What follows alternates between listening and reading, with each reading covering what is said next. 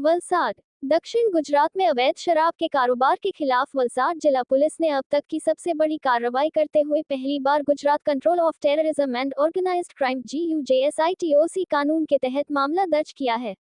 इस कार्रवाई के जरिए पूरे बूटलेगर सिंडिकेट पर शिकंजा कसने की शुरुआत की गई है।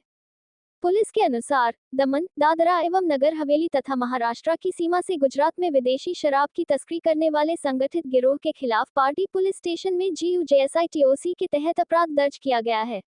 इस मामले में सिंडिकेट के मुख्य सरगना नीलेश उर्फ नीलियो घोड़ो और उसके सहयोगी किरण उर्फ छनियो को गिरफ्तार किया गया है। दोनों आरोपियों को सूरत की स्पेशल कोर्ट से 5 दिन की पुलिस रिमांड पर लिया गया है। ये कार्रवाई सूरत रेंज के IGP प्रेमवीर सिंह के मार्गदर्शन तथा वलसाड जिला पुलिस अधीक्षक युवराज सिंह जाडेजा के निर्देश पर LCB लोकल क्राइम ब्रांच की टीम ने की। जांच में सामने आया है कि आरोपी लंबे समय से संगठित तरीके से शराब की तस्करी, धाक धमकी और अन्य गंभीर अपराधों में शामिल थे। पुलिस के मुताबिक इस सिंडिकेट के अन्य सदस्यों के खिलाफ भी कई गंभीर आपराधिक मामले दर्ज हैं। अब DYSP BN दवे के नेतृत्व में पूरे सप्लाई नेटवर्क की जांच की जाएगी।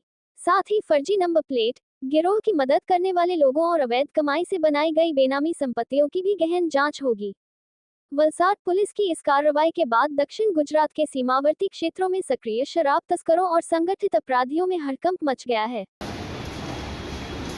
नीलेश वीरेंद्र सिंह ठाकुर, किरण बाबूभाई पटेल, भावेश ठाकुरभाई पटेल, सोहन उर्फे सन्नी किशोरभाई पटेल, કેયુર રોહિત ભંડારી અને પિન્ટુ કૃષ્ણમ ભુડિયા પટેલ આ 6 આરોપી વિરુદ્ધ વિશેષ ઓફિસર ગુનો નોંધવામાં આવેલ છે અને તે પૈકી 2 આરોપી નિલેશ અને કિરણ બંનેને અટક કરવામાં આવેલ છે અને એમને નામદાર કોર્ટમાં રજૂ કરી અને 5 તારીખ સવારે 11 વાગ્યા સુધીના રિમાન્ડ લેવામાં આવેલ છે અને હાલ એમનું ઇન્વેસ્ટિગેશન ચાલુ છે।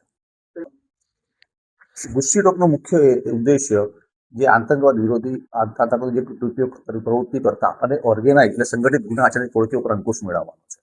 આ જે ટોળકી હતી એ પોતે પોતાના સાગરીતો મારફતે ગુજરાત બહારથી ગેરકાયદેસર રીતે IMFL મેળવી અને ગુજરાતની અંદર એનું વેચાણ અને ડિસ્ટ્રીબ્યુશન કરતા હતા અને પ્રોહિબિશનની પ્રવૃત્તિ કરતા હતા। એમની આરો જે ગેંગના સભ્યો વિરુદ્ધ ખૂનની કોશિશ, બનાવટી દસ્તાવેજો, ધાક ધમકી અને મારામારીના ગુના નોંધાયેલા છે।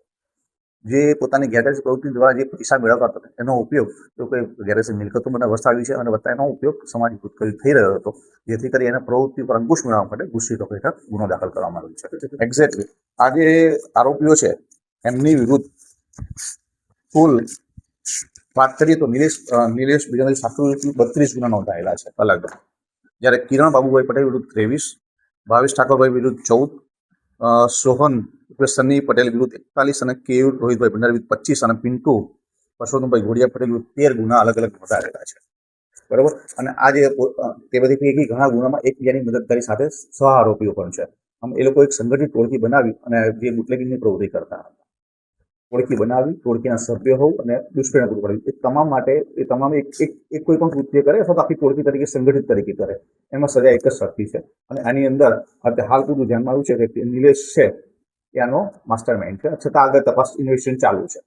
આ ઉપરાંત આ આરોપીઓ છે એ જે ગેરકાયદેસર પ્રવૃત્તિ દ્વારા જે પોતે મિલકત વસાવેલી છે એની જે વાહનો હતા એ કોના હતા, કેવી રીતે લાવ્યા હતા એ બાબતની તમામ અત્યારે તપાસ ચાલુ છે।